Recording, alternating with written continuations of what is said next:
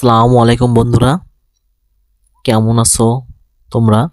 আশা করি আল্লাহর রহমতে পড়াশোনার মধ্য দিয়ে প্রস্তুতি পর্ব সম্পন্ন এই নিয়তে তোমরা রমজান মাসে খুবই ভালোই সময় কাটাচ্ছ। তো আজ তোমাদের জন্য আমি নিয়ে এসেছি আম আটের ভেপু গল্পের সহজ সামারি বা মূল ভাব, যেটি বিভূতিভূষণ বন্দ্যোপাধ্যায় লিখেছেন। বন্ধুরা, তোমরা যারা আমার চ্যানেলটিতে একদম নতুন, তাদের কাছে একটা সাবস্ক্রাইব আশা করতেই পারি। আর অলরেডি সাবস্ক্রাইব হলে তো ইউ আর মোস্ট ওয়েলকাম।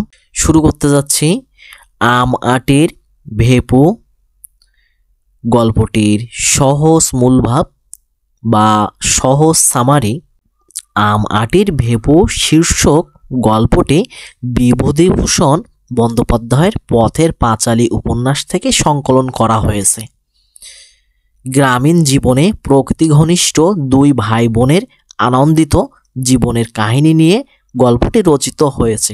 আম আটের ভেপু গল্পে বাংলার প্রত্যন্ত এক গ্রামে দুই ভাই বোনের প্রকৃতিনিষ্ঠ ও সহজ আনন্দমুখর জীবনের চিত্র তুলে ধরা হয়েছে। এই গল্পের গুরুত্বপূর্ণ চরিত্র অপু ও দুর্গা। হতদরিদ্র পরিবারের দুই শিশু। দুর্গার বয়স 10-11, অপু তার কিছু ছোট। দুর্গা স্বভাবসুলভ চঞ্চলতার কারণে দিনভর ঘুরে বেড়ানোর কারণে প্রায় মায়ের বকুনি খায়। স্নেহের ছোট ভাই অপু অনেক সময় তার সঙ্গী হয়। অপু দুর্গার মা সর্বজয়া অভাবী হলেও ধৈর্যশীল ও সংসারী এক গৃহবধূ। চরম দরিদ্রের কারণে সন্তানদের প্রয়োজন মেটাতে না পারায় তিনি মনোকষ্টে ভোগেন।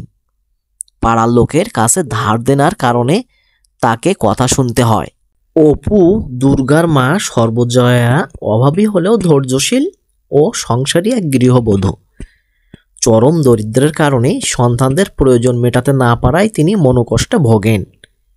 পাড়ার লোকের কাছে ধার দেনার কারণে তাকে কথা শুনতে হয়। সর্বজয়ার স্বামী হরিহর জাতে ব্রাহ্মণ। তিনি স্বল্প বেতনে গোমস্তার কাজ করেন। পৌরোহিত্য করে ও সামান্য কিছু আয় হয়। হরিহর কাজের প্রয়োজনে একদিন 10 ঘরায় গেলে নিম্নবর্ণের কিন্তু অবস্থাপন্ন এক লোক তার শিষ্যত্ব গ্রহণ করতে চায়। লোকটি নিম্নবর্ণের বলে হরিহর কিছুটা ইতস্তত বোধ করেন।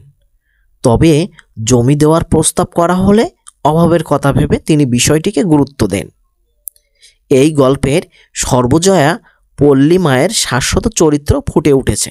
গ্রাম বাংলার মা এবং সহজ সরল অভাবী পরিবারের বোনের স্বভাব কোমল আচরণ পাওয়া যায়। গল্পটি শিশুর আনন্দপূর্ণ শৈশব এবং চঞ্চলতা প্রকৃতির সম্পর্ক দেখিয়েছেন বিভূতিভূষণ বন্দ্যোপাধ্যায়। এই গল্প শিশু কিশোরকে প্রকৃতিমুখী হওয়ার প্রেরণা যোগায়। ধন্যবাদ বন্ধুরা, এতটুকুই ছিল আমার গল্প আম আটির ভেপুর সহজ মূলভাব বা সামারি, যেটা তোমরা ফলো করলে আমার টেক্সটগুলো যেভাবে দেয়া হচ্ছে দেখানো হচ্ছে সেভাবে তোমরা নোট করে নিলে তোমাদের পরীক্ষার সময় হয়তো বড় বড় গল্প বা গাইড মুখস্থ করতে হবে না। তোমরা খুবই ইজিলি সৃজনশীল প্রশ্ন ক, খ, গ, ঘ সবকটি সঠিকভাবে উত্তর দিতে পারবে, কারণ আমি সেই রকম লেভেলেরই করার জন্য প্রচেষ্টাতে এগিয়ে যাচ্ছি। তো আমার এই উপস্থাপনাটি যে ফেসবুক পেজ থেকে দেখতেছো সে পেজটি ফলো দিয়ে পাশে থাকবে। যে চ্যানেল থেকে দেখতেছো ইউটিউব চ্যানেল থেকে, সে আমাকে সাবস্ক্রাইব করে লাইক কমেন্ট করে পাশে থাকবে। তো ভালো থাকো বন্ধুরা, আল্লাহ হাফেজ।